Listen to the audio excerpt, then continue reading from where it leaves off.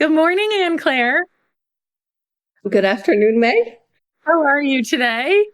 I'm doing well, thank you. How are you? Good. What has been the highlight of your day so far? Talking to you. Oh my God. I feel like I set you up for that. I mean, what other answer would you have accepted? Nothing else. There we go. So I just nailed it. What can I say? I was hoping you'd say something cute like a gentle walk or a nice little lunch you had, or I don't know, Well, I did have a little commute walk this morning because I try not to go from my bed to my kitchen to my desk because that's not super helpful. But it was just like a short one. Just went around the block and came back. And then I did have an okay lunch, but it was more like, a practical choice. Like I created something. It was more like, okay, lunchtime. And then it happened. But yeah, I was glad that yesterday me thought of today me and bought me a nearly ready lunch sort of a deal thing. So I was really happy about that because I just had to open the thing, put extra sauce, grill a slice or two of bread and be like, done. I love those easy meals. Oh, so good. But yeah, so that's been my pretty boring day so far. And you just had basically breakfast and then talked to me. So I am certain I am the best part of your day, obviously, because it's not going to be breakfast. Well, we just had a really productive meeting before this, so that made me happy. True. Sometimes our meetings aren't as productive as that. We were on it. Go us. Yes, go us. And we have to stay productive because we have another call coming up after this one with the participants to our retreat. So we kind of need to get the ball rolling. Okay. I hear what you're trying to say. I hear it. I'm picking up what you're putting down, Anne Claire. I'm not trying to be rude. We can do it. Let's chit chat about the question that came in today. So what was the one that you wanted to discuss today? So we received a question that goes as follows. Hey, I'm trying to eat intuitively in recovery, but then I'm also supposed to ignore my lack of hunger if I follow my meal plan. How does this work? Interesting. Well, I think the question is, are you really ready for intuitive eating? Right? I think there are so many messages out there that are not clear in when a person's ready to do intuitive eating. So many people in recovery think that they can start practicing this immediately, but they don't have connection to their hunger signals and they're feeling fullness really fast after eating. So it's really complicated. And honestly, when you're in the beginning stages of recovery, you usually have to fight against, those feelings and do what feels uncomfortable. I'm going to pause and let you share your thought. No, I mean, you nailed it. The answer is sort of in the question, in the fact that right now, the point isn't to eat intuitively. Right now, it sounds like what you're working on is eating according to a meal plan that has been defined for you by your dietitian. And that's awesome. And that's the goal. It's not eating intuitively yet. And I can't remember which lovely dietitian that we work with said this once, but I remember this presentation workshop that they gave to the members of the Recovery Collective, where they really explained how in order to normalize someone's relationship with food, they weren't using intuitive eating as a framework, and rather they were using RAVES as a framework. And I know that there's also a podcast episode on RAVES, so we will make sure to link it below. But basically, they presented it as RAVES is like your bachelor's degree and your master's degree in normalizing your eating, and then intuitive eating is the PhD. I really love that approach. And I feel like it sort of allows us to sort of like put a little distance with those principles that underlie intuitive eating, which are great and which are very aligned with recovery, but they come at a later stage. Yes. And I find like there is nothing wrong with starting out with a meal plan, especially if you're someone who has completely lost your touch with like communication with your body, right? Like, or maybe your portions are distorted in your mind, like you think you're eating more than you actually are. It's really important to have that dietitian input so that you can recognize like what a normal plate might look like or a normal meal might look like. And then, you know, I don't want to say that there's nothing intuitive about having a meal plan, because honestly, you can use that framework and structure and add some intuition within that as you move along, you know, like make some intuitive choices that still meet the needs of your meal plan, right? You can start being intuitive with the timing of your meals. So like if you know you're going to have a big day, maybe you intuitively have a more hearty breakfast so that you can have your needs met throughout the day. You know, intuition's not completely gone. And this is where I want to even add more nuance if you're really attached to the idea of intuitive eating as a framework. Actually, the reason why we put intuitive further is mostly for some of the principles, because honestly, when you follow a meal plan, you are already in the process exploring some of those intuitive eating principles, right? Reject the diet mentality, one of the principles. Challenge like the food police.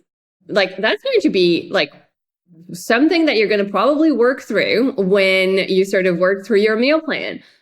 You know, respecting your body more. Clearly, when you start like nourishing and nurturing your body a whole lot more, including through a more adequate and regular intake, you know, you are respecting your body a little bit more. You are honoring your health a little bit more. So like, we're not saying that intuitive eating principles don't have a space, or like we can't find them back into, you know, the setting of a meal plan or meal guidelines or RAVES or, you know, whatever it is that you're doing in eating disorder recovery. We're just saying that taking them as they are, especially some of them, is risky because they're easily hijackable by our eating disorder. Yes, I love that word, hijackable.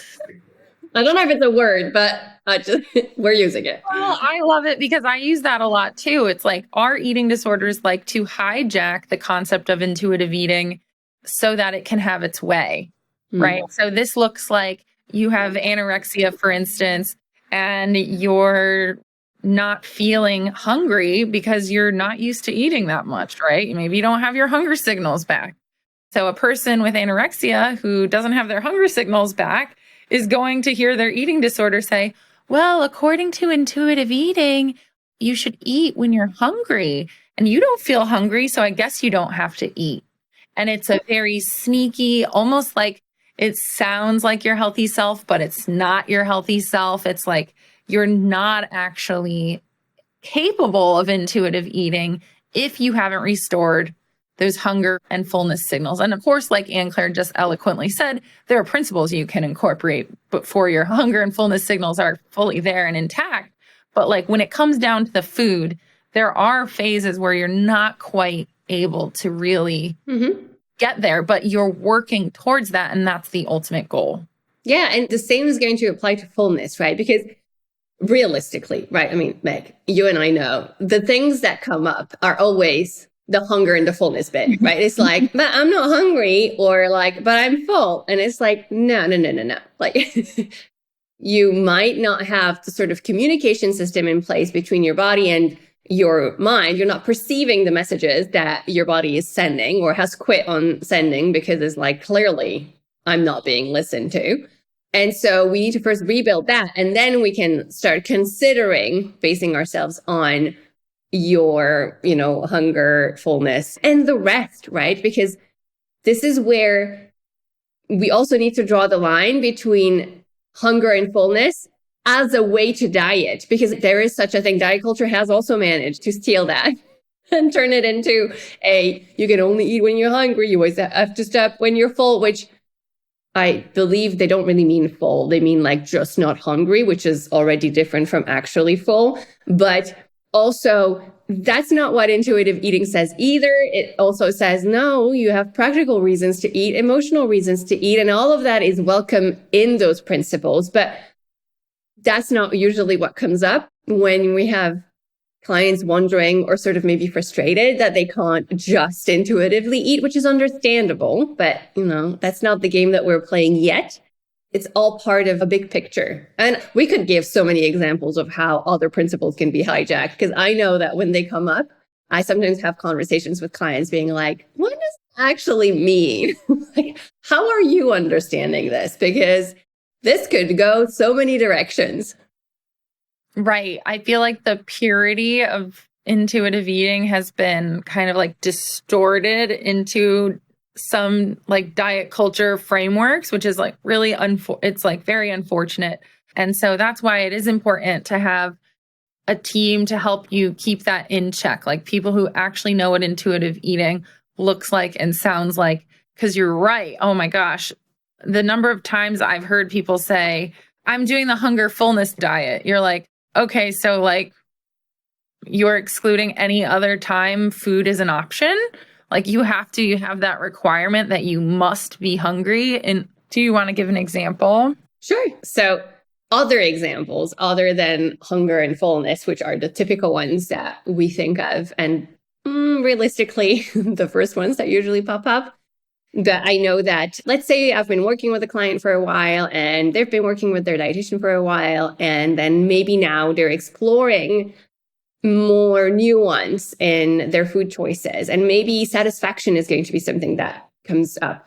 And that's super fun, right? Because we know that satisfaction and pleasure, is such an integral part of the ways that we can make choices for ourselves. But then if you read through what, the intuitive eating book or workbook says, you could transform that into a rule that says every meal has to be perfect and every meal has to be exactly satisfying me. And it's like, that's not what we're saying. And to an extent, there is such a thing as, when we are full versus when we're full and satisfied, that's different, right? And I think it's in the workbook, they explain how that basically keeps the sensation of fullness longer, right? When you're also satisfied, which is the big difference between, eating volume foods versus eating an actual meal. But then again, you can have an eating disorder that's going to be like distorting that and saying that, oh, so now you're only allowed to do it because of the fact that you will stop eating. It's like, no. Like, that's so not what we're talking about. Or like there's like gentle nutrition, right? As one of the principles, or honor your health. I can't remember how it's named everywhere, but again, making choices based on your knowledge, or, like, oh, I'm going to have a super busy, active morning. And so I might make a certain kind of choice for my breakfast based on my knowledge, very basic knowledge of nutrition, which is going to be different than if I was having a chill Sunday morning at home, right? And so, typically you're going to see examples here that are like, oh, you could have, because I'm in Belgium, the pastries as a breakfast. And, that's delicious, right? That's so yummy, yummy, yummy. But if I just have like 2 pastries and my milky coffee, that doesn't really, depending on which pastry, on an average Sunday morning, that'll be fine. I'll be full. I'll be satisfied. But it's not going to fuel me in the same way than a breakfast that would be, bread, eggs, smoked salmon, milky coffee, orange juice, sort of a thing, right? And there is no value difference morally or, whatever between the two. And there's genuinely a practical difference that can exist there. And it's okay. But again, you could have an eating disorder that's like, oh, no, you can't do that because blah, blah, blah, And so I'm just giving examples as I'm going and as they apply to me. But I know that something that could be, again, hijacked by eating disorders. And so that's why we typically do not start with intuitive eating when it comes to eating disorder recovery. That's why we start with RAVES. maybe what you and I call conscious eating guidelines. Realistically, we typically just be like, hey, dietitian, guide us through this. And then we help clients, bring those goals to life, and we help them find ways to cope and to practice and tolerate and all that. But that's really why. It's because you're typically not connected truly to what we could call a soulful, healthy intuition that is going to drive you further in life. Thank you for all of those examples. Those are really good. I mean, I can look at that list and think of so many ways that the principles get corrupted by disorders. So I appreciate you outlining that.